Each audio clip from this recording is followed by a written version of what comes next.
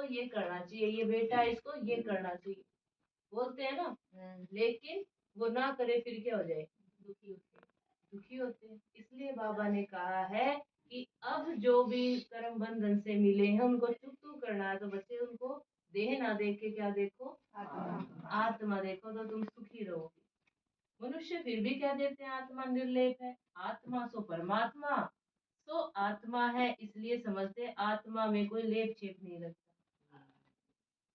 दुनिया क्या कहती है, मनुष्य फिर क्या देते हैं, आत्मा निर्लेप है। निर्लेप का मतलब कोई भी लेप नहीं, कोई लेप छेप नहीं। अभी आप बताओ कि बच्चा पैदा होते ही किसी के हार्ट में छेद, कोई लंगड़ा है, कोई अंधा है, किसी का सिर बड़ा हो रहा है, किसी का कुछ बड़ा हो रहा है। तो कहने का मतलब अगर वो आत्मा निर्लेप थी तो इस प्यारे शरीर के साथ शुरुआत करनी चाहिए थी, बिना दुख दर्द के। अगर उसी पे कुछ छेप नहीं था, लेप छेप नहीं था, तो एक बहुत सुंदर शरीर के साथ उनकी यात्रा शुरू होनी थी। लेकिन क्या बोलते हैं, इसके कर्म, क्या बोलते हैं, कर्म। क्योंकि आत्मा अकेली नहीं, भरतू हाथ आती है, भरतू हाथ जाती है। इसलिए जब शरीर छोड़ती है तो हाथ को खोल देती है कि तुम्हारे साथ जो हिसाब किताब था पूरा हुआ। लेकिन जिस घर में जाके जन्म लेगी उसकी बॉडी का हाथ क्या करेगा, मुट्ठी बंद होके आगे लेके आई है ना। तो वो भाग्य लेके आई है। जैसे कोई बीमार नहीं भी होता है, फिर तो बच्चे जब जन्म लेते हैं तो उसकी कुंडली दिखवाई जाती है।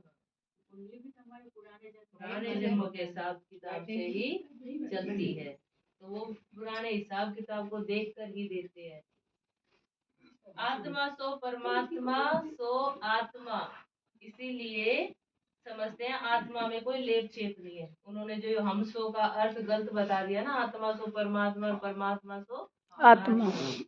बाप बेटा में मिल गया, बेटा बाप में मिल गया, ऐसा कभी हो नहीं। एक तरफ कह रहे हैं आत्मा कभी मरती नहीं, जलती नहीं, अमर है, अविनाशी है, और एक तरफ कह रहे हैं परमात्मा बन गई, लीन हो, मतलब आपने तो खत्म कर दी, विनाश कर दिया आत्मा, है ना। नहीं, परमात्मा एक है और आत्माएं अनेक है, वो सदा अनेक ही रहती है। इसलिए समझते हैं आत्मा में कोई लेप छेप नहीं लगता। तमोगुणी मनुष्य शिक्षा भी तमोगुणी ही दे रहे हैं, सतोगुणी बना ना सके। भक्ति मार्ग में तमो प्रधान बनना ही है, कोई कितना भी कुछ करे उसको नीचे उतरना ही है। हर एक चीज पहले सतो प्रधान होती है और फिर सतो रजो तमो में आती है। कोई नई चीज होती है, पहले उसकी स्टेज क्या होती है, नई। 10 दिन यूज कर लोगे तो थोड़ी चमक कम, फिर यूज करते रहोगे क्या होगा, एक दिन 10 साल पुरानी, 50 साल पुरानी। एक कोई ऐसी चीज दादा दादा ले पोता करते हुए, पर पुरानी तो हुई ना। कंस्ट्रक्शन और डिस्ट्रक्शन होता ही है, स्थापना और विनाश होता ही है। बाप नई दुनिया का कंस्ट्रक्शन कराता है, फिर पुरानी दुनिया में डिस्ट्रक्शन होता है। भगवान तो नई दुनिया रचने वाला, ये पुरानी दुनिया बदल कर नई होगी। नई दुनिया के चिन्ह तो ये लक्ष्मी नारायण है। नई दुनिया के चिन्ह क्या है, लक्ष्मी नारायण। यह नई दुनिया के मालिक है। लक्ष्मी नारायण पे कोई रामायण नहीं, कोई महाभारत नहीं, कोई कृष्ण लीला, कुछ नहीं है। लक्ष्मी नारायण बिल्कुल ऐसे कैसे खड़े हैं, है ना। तो बाबा क्या कह रहा है, ये क्या थे, चिन्ह, नई दुनिया के मालिक। त्रेता को भी नई दुनिया नहीं कहेंगे, वो भी सेकंड हैंड हो गया। त्रेता युग भी क्या हो गया, कलयुग को पुराना, सतयुग को नया कहा जाता है। कलयुग अंत और सतयुग आदि का ये है संगम युग। कोई MA BA पढ़ता है तो उच्च बन जाता है ना। तुम इस पढ़ाई से कितने उच्च बनते हो, दुनिया इस बात को बिल्कुल नहीं जानती। उनको इतना उच्च किसने बनाया, तुम अभी आदि मध्य अंत को जान गए हो। पूजा पूजा करने जा रहे हैं मंदिरों में, पर उनको देवी देवताओं की तरह ऊंचा किसने बनाया, कोई नहीं जानता। सबकी जीवन कहानी को तुम जानते हो, ये है नॉलेज। भक्ति में नॉलेज नहीं है, फिर कर्म कांड सिखाते हैं। ज्ञान नहीं है भक्ति में, क्या सिखाते हैं, कर्म कांड। ये करो, वहां जाओ, उस तीर्थ पे जाओ, ये चक्कर लगाओ, वहां से मिट्टी उठाओ, वहां पहुंचाओ। भक्ति तो अथाह है, जहां जाओगे अलग अलग सिखाई जाती है। कितना वर्णन है, बहुत खूबसूरत दिखाई बाबा कहता है वो दिखाई भी बड़ी खूबसूरत है। बीज में क्या खूबसूरती, इतना छोटा। बाबा कहता है यहाँ बीज है, यहाँ तो मेन क्या है, सारी भक्ति का बीज। इतना छोटा बीज और कितना बड़ा हो जाता है। भक्ति का ये झाड़ है, अर्थात कर्म कांड है। ज्ञान का गुटका एक ही है। ज्ञान तो छोटा सा ही है, मन मना भाव भाव।